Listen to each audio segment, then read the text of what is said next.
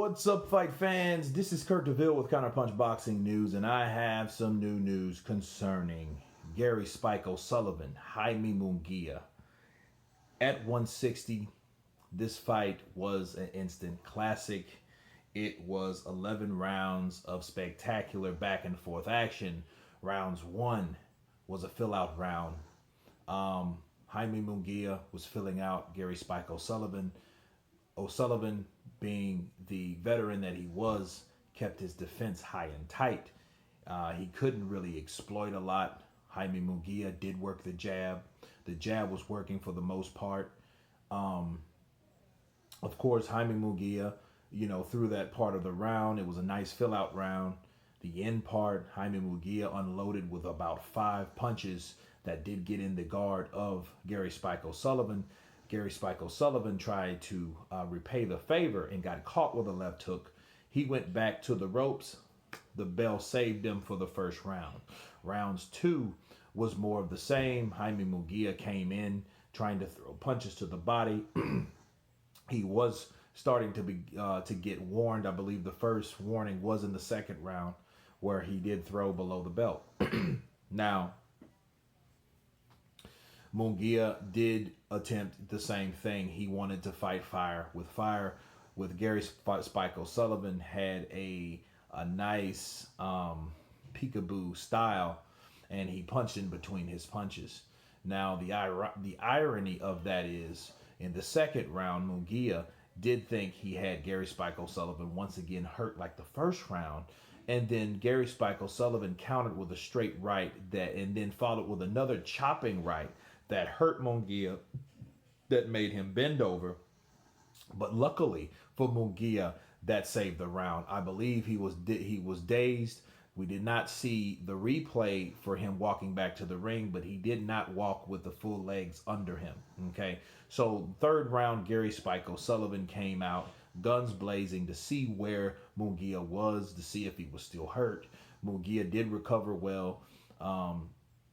One thing I noticed about Munguia, he kept his mouth open. I think in the fourth round, his mouthpiece fell out, and that tells you that he wasn't even gritting his teeth to keep his mouthpiece in. He does have a bad habit of keeping his mouth open. I've been saying that for the longest about that kid. But one thing I did learn from looking at Munguia, he has changed as a fighter, because rounds 4 and 5, he was able to use head movement, lateral movement, use the jab, which Eric Morales wanted him to do. It was a power jab, and he really didn't use that in rounds 4, 5, 6, or 7.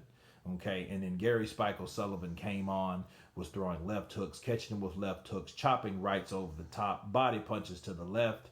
Munguia did continue going low south of the border. Okay, so by round 8,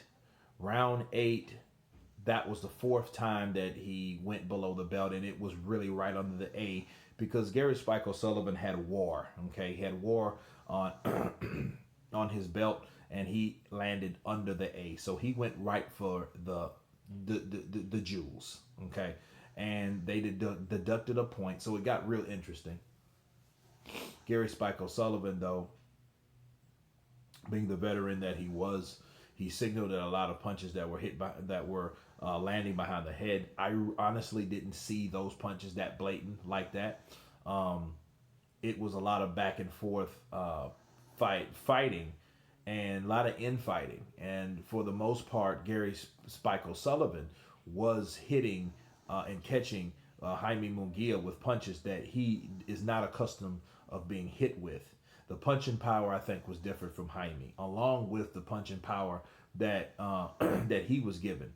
He noticed that whenever Gary Spike O'Sullivan would be hurt, he would punch in between his punches, and he would get hurt himself. So Jaime had to be careful. Well, rounds 8, 9, and 10, he started to use his jab again, and the jab did wonders, because it opened up Gary Spike O'Sullivan.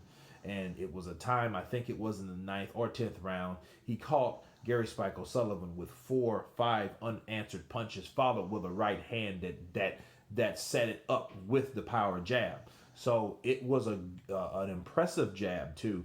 because it kind of puts me in the mind of Ike Cortez power jab. Okay, so it was very impressive. Um, Gary Spike O'Sullivan, I think he got caught again south of the border. This time it was by the W, and of course when you get hit in that area, everything's pretty tender at that point, you know. And I don't think that he honestly took enough time off to recover from that low blow, but they did not deduct another point, which I thought that was kind of strange because normally when you start deducting points and that keeps happening, you deduct another point. So this is like the fifth time that he received a foul in that area near the jewels. Okay, so I think after that, that took Gary Spike O'Sullivan's momentum on top of being 35. I think he was. He was running out of gas, and Jaime Munguia continued that jab, and he caught him with right hands, and he started to open him up just like he did at the first round. Then he was ready to get him out of there. Okay, so they threw in the towel from O'Sullivan's corner.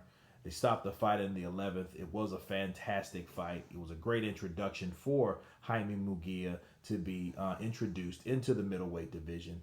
But this shows you that it's going to be more tough fights like this. Of course, Jaime Munguia, he was honest about it. He gave Gary Spike O'Sullivan props like he should, simply because this guy was no pushover. This guy was ready to fight. This guy was there to win.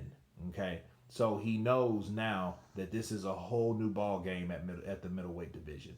Of course, he called out Jamal, Andrade, Canelo, Triple G. He called out all those guys simply because, you know, he's the new kid on the block and he has something to prove.